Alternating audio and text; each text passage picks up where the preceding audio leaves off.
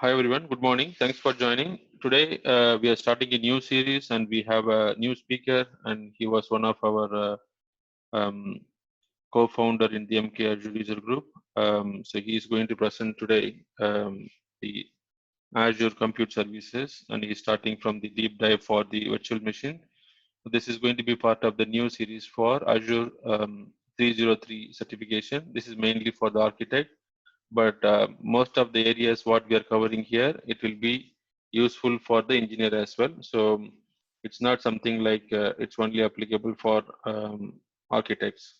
So we are going to start some series from today. You are going to see lots of hands-on. It's purely on hands-on focused because theory you can study from online, but we wanted to make sure that the knowledge we are sharing here, you don't need any paid service or paid training. So all the paid training whatever you're getting, we are going to make available for everyone. So you're going to get better knowledge from here through the hands-on labs. So I will hand over to Sandeep, and probably like he will continue from here. Sandeep, Uh, I yes, if you can enable screen yes, sharing for me. yeah, I did now. Can you? Okay, perfect.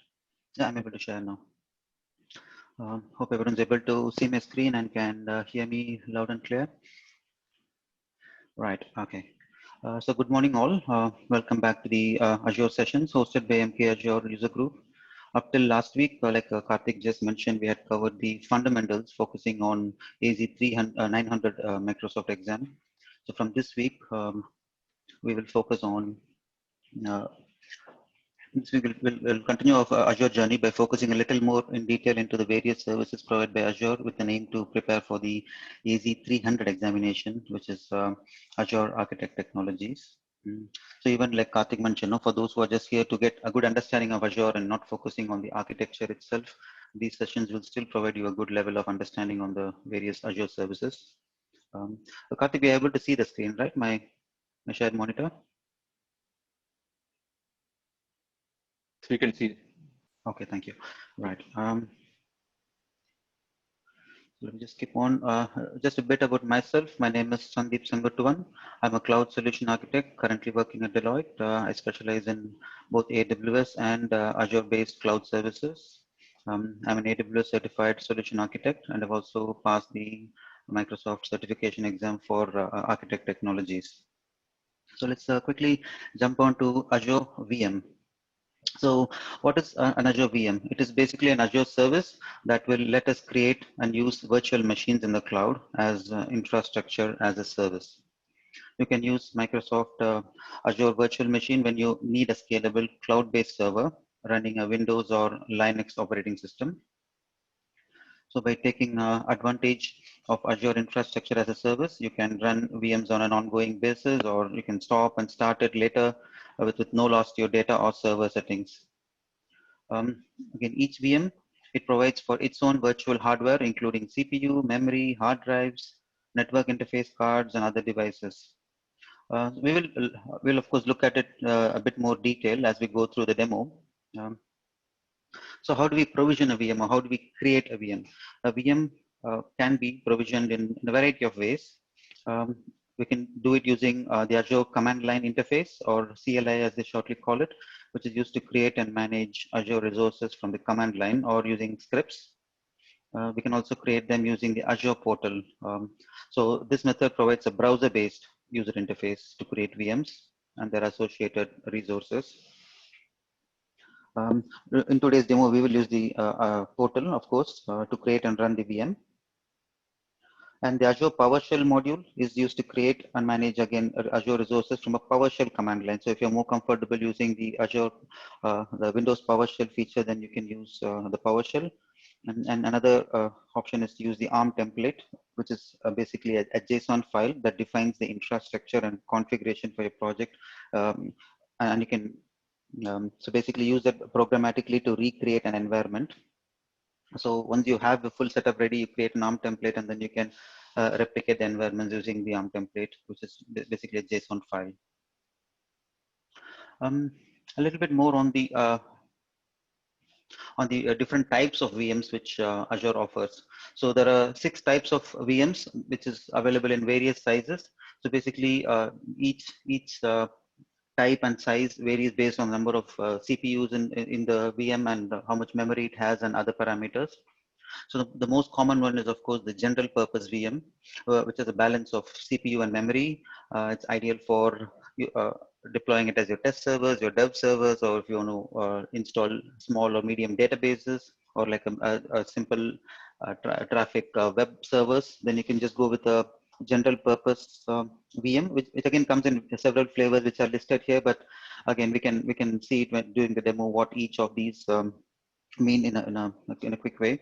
Or if your workload is more for as a high traffic web servers, or you want to use it as for batch processing, which requires a lot of compute power, which requires higher CPU, then we can go for compute optimized VMs. You can go for memory optimized VMs when you need higher memory than CPU.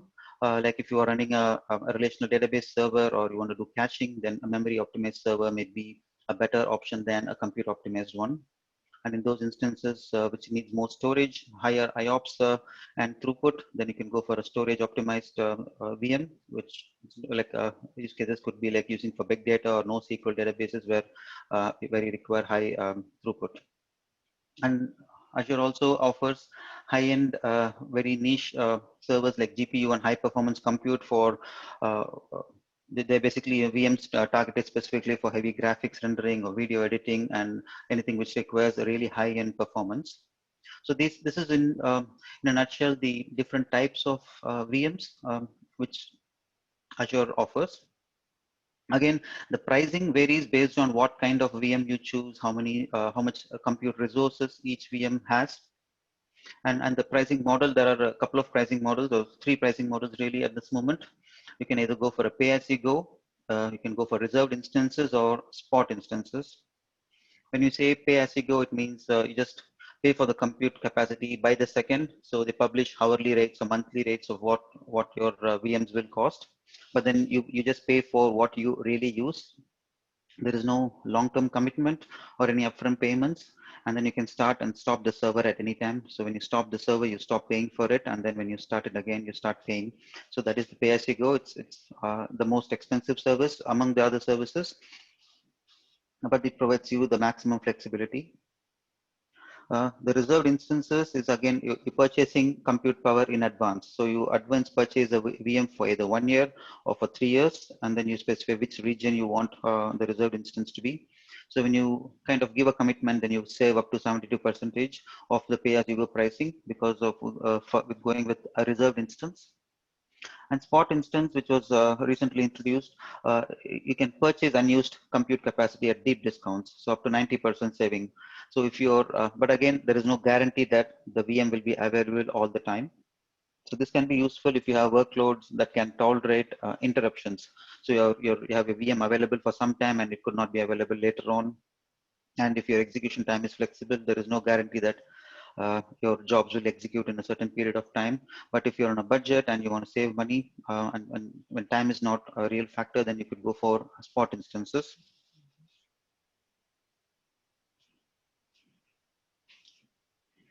Um, Again, a skill set. Again, there are many services in Azure that run on top of the VMs itself. So VM scale set is one of them. So a VM scale set is logically groups together a set of VMs, and each VM is identical and can be centrally managed and updated and scaled.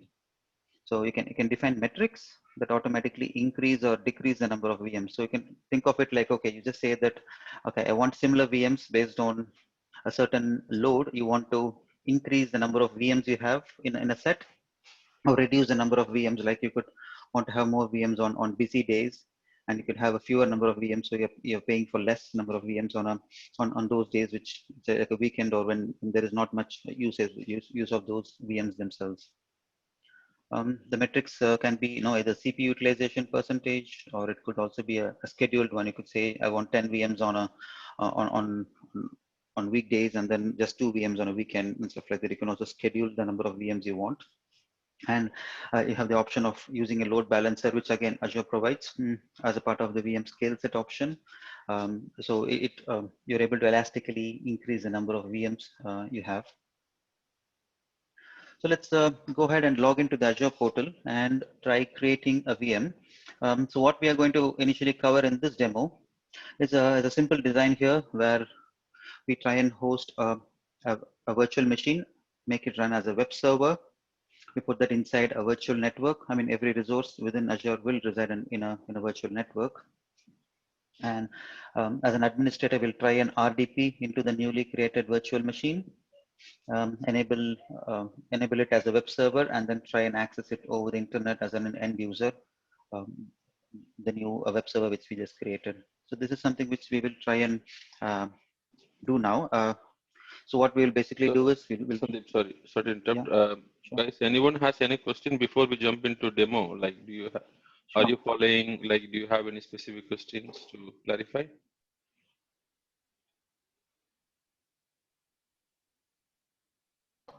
We are okay, Karthik. Okay, thank you. Thank you, guys. I think from the Azure fundamental, some of the things items covered here, you might be already familiar here, but this is more of like hands-on demos will be arranged today.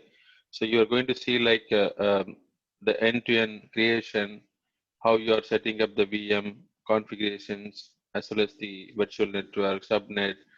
Um, if you are not able to follow what is those things for now, when you are going into a demo, you will be able to see. If you have any question, feel free to raise it or just to put a chat message here so I can clarify while Sandeep is presenting. Sorry, Sandeep, please go ahead. Sure. Thanks for that, Karthik. Yes. Yeah. So I've just listed here the main steps which we will be doing today as a part of the demo, which will of course will be going through it. So we create a basic VM, see what are the options available for high availability, um, and what are the encryptions options available for the newly created VM, what are the network configurations that can be set up, how we can set it up, and we'll try and connect to it via RDP. We'll also see how the VM can be resized, how to make it scale out or scale in based on what our requirement is, and then we'll try and add data disks to it. So let me just get on to the demo. I will pause this PPT and then open a browser session. Right, so I'll log on to my Azure portal. And if any of you have your portal IDs created and would like to do it alongside me, then please feel free to do it. So when you log into Azure portal, okay, now mine is already logged into another account. So let me just log into using my personal account here.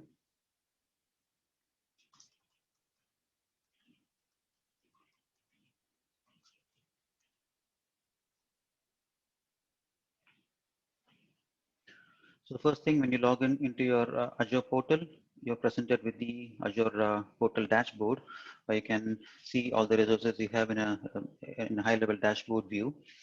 So to create a virtual machine, you can either click on create a resource and then and specify what type of resource you like to create, or you can just go on the search window and type in the resource you want to create. So when you search for it, then you can find the virtual machines as a service here. So you can select that, which takes you to the virtual machines dashboard. As you can see in my account, I don't have any VMs created at this moment. So let's go and create one. So I'll say add and create a virtual machine. So you're presented with a virtual machine dialog. So what you see here is a wizard type of an interface which Azure offers us. So you have to go through 7 different tabs to create a VMs. And then there are some decisions you will have to make as you go along while creating a virtual machine. So the first selection here is you will have to say the subscription into which you will be creating the virtual machine into. Subscription, as you might know, is like a billing container into which all your resources you create under the subscription will go into. Yeah, if you're new to Azure and you just created your portal, you'll be offered a 12-month free subscription. You'll have a free membership. So when you pull down this drop down, you will see a free subscription for the first 12 months. and after which you'll have to go for a pay-as-you-go subscription. So I'm going to select my pay-as-you-go subscription, but when you are trying it, you should opt for your free membership, with which you can create resources for free. And then the next thing is a resource group. A resource group is a logical container to store all related resources, and you can maintain the life cycle of those resources as a group. I'm going to create a new one here. So I'll just say create new, and say uh, demo RG for 2021. And then we have the next thing is we give a name for a virtual machine. Let's call it demo VM21. Region. Now the first main decision you'll have to make here is to select the region where you would like the virtual machine to be deployed. So when you pull down this drop down, you'll see the recommended regions given by Azure, or you could just go down and select whichever ones is closest to you or based on what your residency requirement is. For this demo, I'll choose the one which is closest to us, which is Europe, UK, South. Yeah, so I'll just choose UK South here. And next is availability options. Now you have the option to place the VM in some kind of an availability grouping to increase the amount of availability of the VM itself. So we have either an availability zone or an availability set. So when you specify a VM to be a part of an availability set, Azure makes sure that the VM run across multiple physical servers, computers, racks, storage units, and network switches, which means that they will be physically separated in terms of hardware. So when you create 2 or more VMs in a part of an availability set, then Azure will ensure that, okay, no 2 VMs are within the same physical hardware. That way, if any of the physical hardware breaks or goes down, then you still have at least one of the VMs available from a different set of physical hardware. Availability set is offered in most regions, but availability zone may not be available in some of the regions. So what an availability zone is, you might remember from your fundamentals, is that it's like a data center within a region. So each region will have up to 2 or 3 availability zones. So they physically separate data centers, they have separate network connectivity and so forth. So if there was a disaster knocking down one of the availability zones, then there is a good chance that another availability zone is there. Um, I'm not going to select any of them right now for this, because to be able to use any of these redundant features, you will need to create 2 or more virtual machines. If you select availability zone, you will see I'll have the option to select the specific availability zones. So what this means, 1, 2, and 3 is 3 different data centers within the UK South region. So I could choose to deploy this VM in availability zone 1, for example, and then create another one, place it in availability zone 2, which means that even if one zone were to go down, I'll still have availability of at least one of the other VMs. So for this demo, I will not induce any redundancy, and I'll go with no infrastructure redundancy.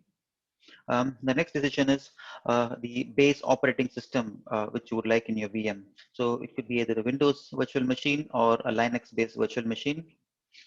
Again, you have the option of using any of the previous Windows versions starting from 2019, 2016, 2012, or other flavors as well. Or if you're going for a Linux VM, you could go for the popular Ubuntu server itself, or you have the option for all the other ones, Oracle Linux or Ubuntu server or Debian OS and so forth. If none of these are okay for you, then you can still go to the marketplace and choose a different image. So I'm just going with the standard Windows 2016 data center image. And Azure Spot instance, this is something we discussed previously. Now, if you want, if cost is your priority and you don't care about the availability of the VMs itself, then you can go for a Spot instance to save on the price. I will not select that for now. Now, the next decision we'll have to make is the size of the VM. Like you see, the VMs are available in various sizes. Let me just click on see all sizes. So like I mentioned previously in my presentation, we have different types and sizes of VMs. Let's say the high throughput or higher CPU usage, which generation of CPU you would like to use, and so forth. So for the purpose of this demo, I will use the D4SV3. So it's a general purpose CPU, which general purpose VM, which has 4 vCPUs, which is a virtual CPU, 16 gig RAM, and it costs me around 226 pounds a month. Again, this is the monthly cost, but since I'll be creating it as a pay-as-you-go service, I will have to pay for it only per second. So this is a good-sized VM. Again, when you are on your free tier subscription, you will have one of the smaller VMs available for use, which will mostly be the DS1 V2, and you will clearly have it as a there'll be a small indication saying it's a free tier VM in your accounts. So when you're trying it out, you should try the free tier VM. So it will be a little bit underpowered, but should be enough for the purposes of trying. So let me select the D4S V3 VM, and now if it's a And since I've chosen a Windows operating system, I'll have to enter, provide it an administrator account, user ID and password, so I can log into it later on. So I'll just call it test user admin and give it a password.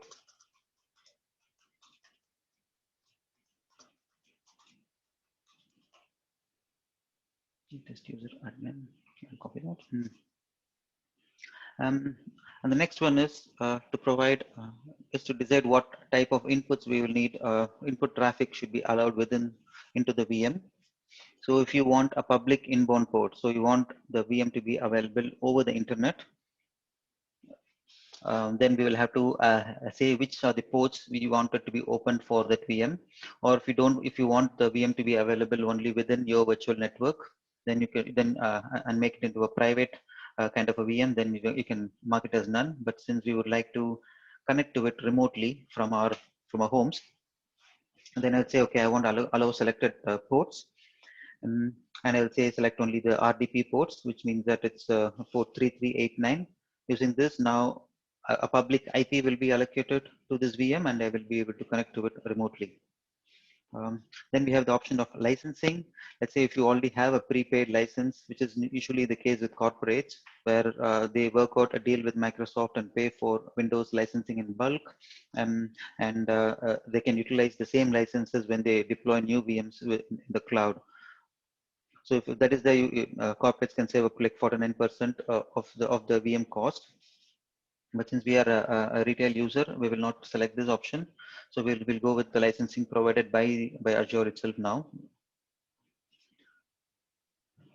We go on to the next tab, which is disks. Now each VM will be by default created with an OS disk or an operating system disk, which is 128 GB. So it can be either a premium SSD or a standard solid state disk, or could be a HDD. I'll go with the defaults here. And an important part now we've added is the encryption. So now the VMs are always encrypted at rest by default. What you can choose now, whether you want it to be encrypted at rest with a platform managed key, which is an Azure managed key, or if you want to use our own encryption keys by using a key vault or our own key management systems. So basically with VM encryption, Azure provides disk encryption by default. So what it mainly uses is a technology called BitLocker. BitLocker encrypts the contents of the disk. So if someone was able to get an image of the disk, they will not be able to decrypt the image and access the content of the disk without the keys. So if it's an unencrypted disk, then anyone will be able to replicate the disk itself. So Quick one, sorry yeah, guys. yeah, Karthik. If this session is going to end in 10 minutes, so we can rejoin. If by mistaken it is shut down, then please rejoin, so we can continue the pending items. Right. Yeah. Thanks, Karthik. So that's about encryption. So we can just choose to encrypt by using the Azure Managed Encryption, or we can just use a key vault. So it's the same approach if you want to go for encrypting any of the data disks as well. I'm not adding a data disk right now. We can come back to it later on, but yes. So this is the OS disk. Quickly going on to networking. As you will know, any VM will sit inside a virtual network or a VNet within Azure, and within the VNet we'll have to create a subset of the VNet called the subnet, which is just a smaller range of IP addresses. So for this demo, I'm going to allow Azure to create me a new VNet and a subnet. So it's naming it itself called the dev org 2021. So it's going to be the new VNet that Azure is going to create for me, and a new subnet, a default subnet. And I'm also going to allow it to create a new public IP so I can access it over the internet. And it's reiterating the selected RDP ports for incoming traffic. We don't need accelerated networking because it's just a demo VM. And load balancing, we could potentially create more VMs and place it behind the load balancer. But since here we are going to create a single VM, we don't need load balancing option at the moment. The next part is the management, which talks about monitoring and other governance for the VM itself. So you can enable a host of diagnostics and monitoring within the VM. It comes with default some level of diagnostics already, which comes along with the VM. But if you want further diagnostics, like what happens during the VM is being booted, is there any errors and so forth, then you can enable boot diagnostics, or you could also enable different types of OS diagnostics. I'm going to disable that for now. Um, I'm going to enable the auto shutdown, so we can specify saying that, okay, at 7 p.m. every day, just shut down the VM.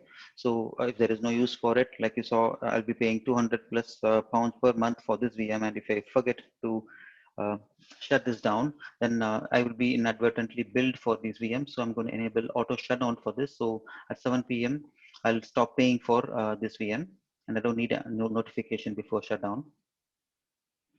You can also set up automatic backups and recoveries, which we will not do for this demo VM. You also have the option to set up extensions. You can set up PowerShell extensions, or you could pass custom data. Let's say if you want to have a startup script which you want to run when the new VM gets created, then you could enter your scripts here in this, or you could do that using a PowerShell extension. And there are, let's quickly go on to the next one, where you can specify some tags. Tags are basically name value pairs, key value pairs, which you can use for categorizing the VMs themselves. So let's say you want to specify this as you want to give an environment variable, say, okay, this is an environment, this is a dev VM, then you can just give that. And you can also give any other billing responsibilities, then you can just say, okay, it's building as HR. So what you're able to do is, when you have hundreds of resources, you can use these tags to categorize it for either for applying further policies or for finding out who needs to pay for each resources. So you can just set up a key value pairs as tags. So finally, the review and create tab provides you provides you an overview of what you're going to be creating. It has also done some basic validations to find out whether the VM is fit for creation, and it gives an overview of cost. It says I'm going to be paying about 31 pence per hour for this VM, and it gives you a brief overview of all the options which you've selected so far. So I'm going to go ahead and click on create.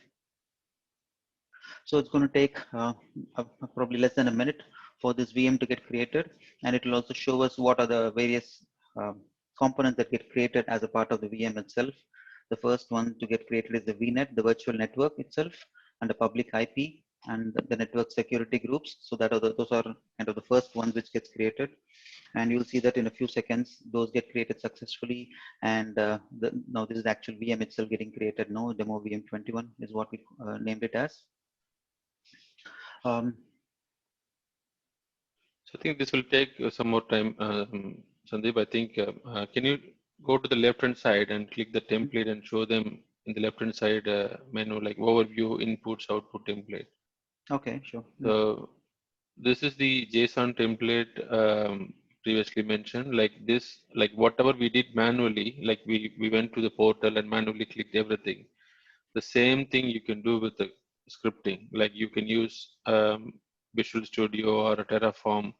You can simply create a like all the infrastructure you can create through your coding. So this is the sample model, like the template we are actually deploying. But when you click the template, it shows the JSON file where you can see variable resources section. So all the resources will be mentioned here. So you don't need to use portal every time. You can also use through Visual Studio or Terraform. You can deploy your resources. Exactly, yeah, and then you can also repeat it. Let's say your first time you create a resource, you could save it as a script and then use it over and over again programmatically to create more resources. Now we've received a notification that the resource has been created, so we'll go to the resource now and see. This might be a good time, Karthik, to rejoin, or I think would you yeah, prefer to? we can disconnect and rejoin. It will be fine because it's 3 more minutes to close, so we can rejoin now. Okay, let me exit the Please all meeting and join rejoin. again. Yeah.